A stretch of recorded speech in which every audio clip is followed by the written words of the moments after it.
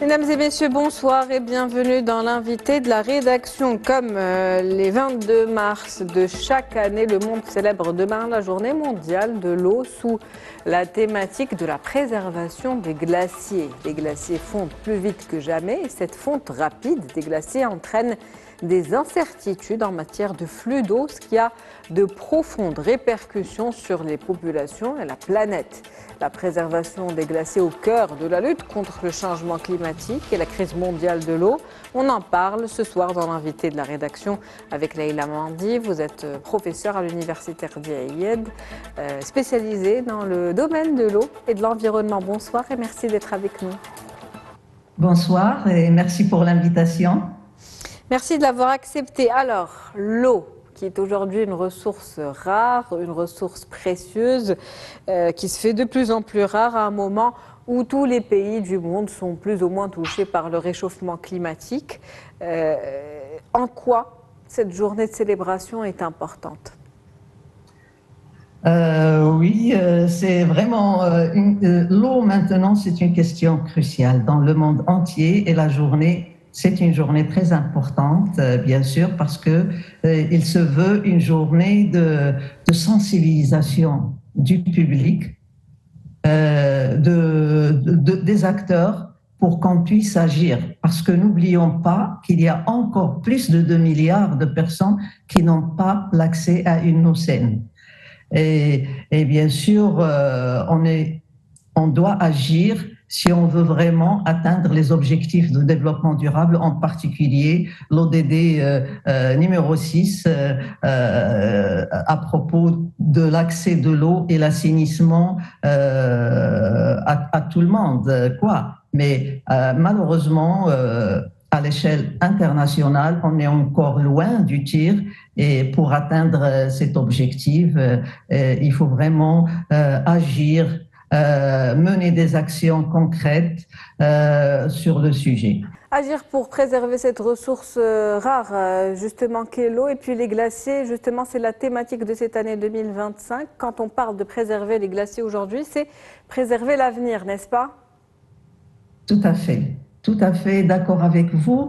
En fait, quand on parle, pourquoi on a choisi cette année les glaciers? Parce que d'ailleurs, les Nations Unies, ils ont proclamé l'année 2025 comme une année pour préserver les glaciers.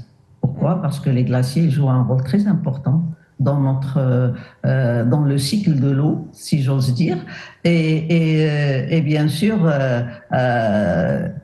il y a eu beaucoup de dérèglements au niveau climatique, notamment au niveau du cycle de l'eau, et tous ces changements climatiques ont affecté les glaciers. Et du coup, maintenant, on assiste à une fonte très rapide des glaciers. Et l'objectif de sensibiliser et d'agir rapidement, c'est comment peut-on protéger ces glaciers de cette fonte excessive rapide. Parce que depuis les années 1800, je pense, on a commencé à sentir ce changement climatique dû aux activités, à nos activités, les activités de l'être humain. Ce sont elles qui dérèglent tout le climat. Et du coup, maintenant, il faut vraiment agir rapidement. Et d'autant plus, le 21 mars, c'est proclamé par les Nations Unies comme une journée mondiale des glaciers. Et ça va être célébré aussi chaque année. D'accord. Et on est le voilà. 21 mars ce soir, du coup ça coïncide bien. Justement, vous parlez de cette fonte rapide qui se fait aujourd'hui des glaciers.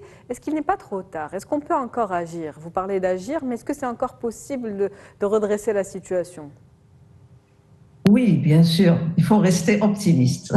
Il faut rester optimiste, on peut toujours agir grâce à l'échange de savoir et du savoir-faire, et grâce à de bonnes pratiques, ça va nous permettre d'agir et bien sûr et de sauver ce qu'on peut sauver. N'oublions pas que quand on parle des glaciers, il y a aussi la neige, il y a la glace, et tout ça, ça permet de fournir de l'eau douce dont on a besoin. Et ce qui fait, il y a toujours de l'espoir, il faut garder l'espoir Et si on travaille tous ensemble et on partage nos connaissances et nos savoirs et savoir-faire, on pourra vraiment sauver la situation, comme on dit. Sauver la planète, l'enjeu est important.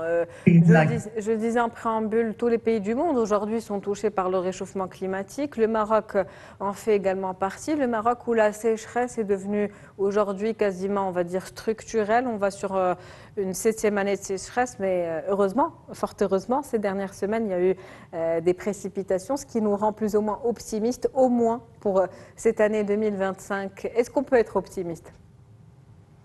Oui, bien sûr.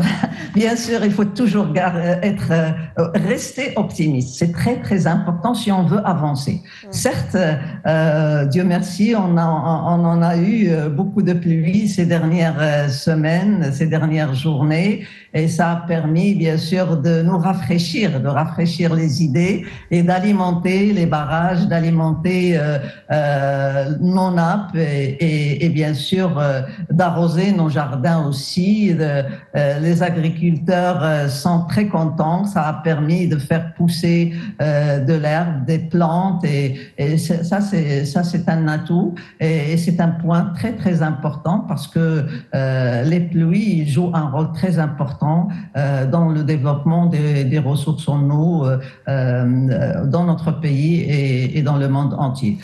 Cependant, moi, ce que je regrette un petit peu, c'est qu'au niveau, il y a beaucoup de pluies qui sont perdues, en particulier si on prend le milieu urbain. Je cite l'exemple des villes. Par exemple, au niveau de la ville, il y a beaucoup de choses à faire parce que comme on est un pays qui souffre du stress hydrique, toute goutte d'eau est importante et à préserver.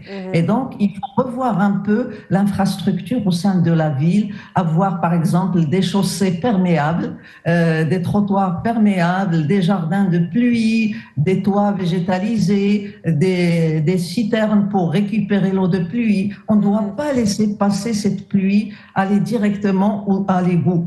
C'est parce que c'est une eau qu'on peut réutiliser pour l'arrosage des plantes, qu'on peut pour le lavage des chaussées, etc.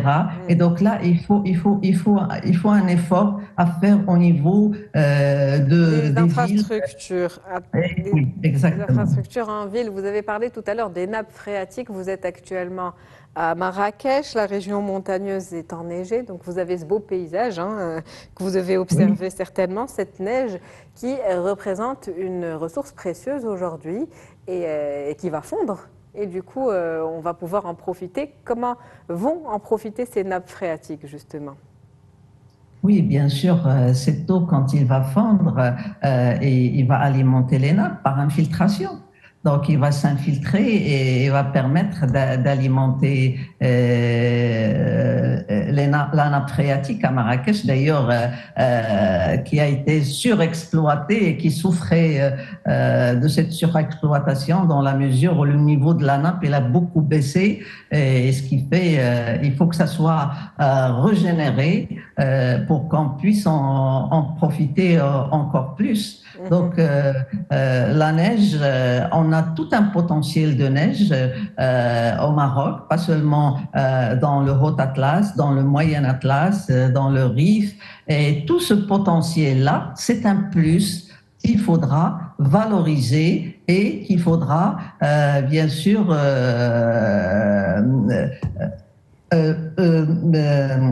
je veux dire qu'il faudra en prendre en considération dans le volume des ressources en eau qu'on peut aussi utiliser. Des précipitations en tout cas qui sont arrivées un peu tardivement mais au bon moment, pas trop tard. Par rapport à cela, justement, est-ce qu'on peut dire que c'est suffisant pour pouvoir régénérer ces nappes phréatiques qui ont souffert quand même de plusieurs années de sécheresse? Oui, c'est pas suffisant, bien sûr. Ça, c'est connu parce que c'est la période de précipitation reste très courte pour qu'on puisse vraiment avoir un apport très important. Mais toujours est-il, ça reste un apport important, mais pour qu'on puisse régénérer nos nappes, il y a aussi la recharge en utilisant d'autres moyens. On peut traiter les eaux usées et recharger la nappe. Il y a toute une stratégie de notre pays dans ce sens pour qu'on puisse vraiment essayer de sauvegarder nos nappes phréatiques et avoir une ressource en eau renouvelable et protéger aussi les ressources fossiles pour qu'ils ne puissent pas être épuisés. En tout cas, vous l'avez très bien dit aujourd'hui, on reste optimiste pour l'avenir. Merci à vous, Madame Leïla Mandi. Je rappelle que vous êtes professeure à l'Université Qadir Ayed, spécialisée dans le domaine de l'eau et de l'environnement. C'était un plaisir de vous avoir avec nous ce soir. Merci à vous.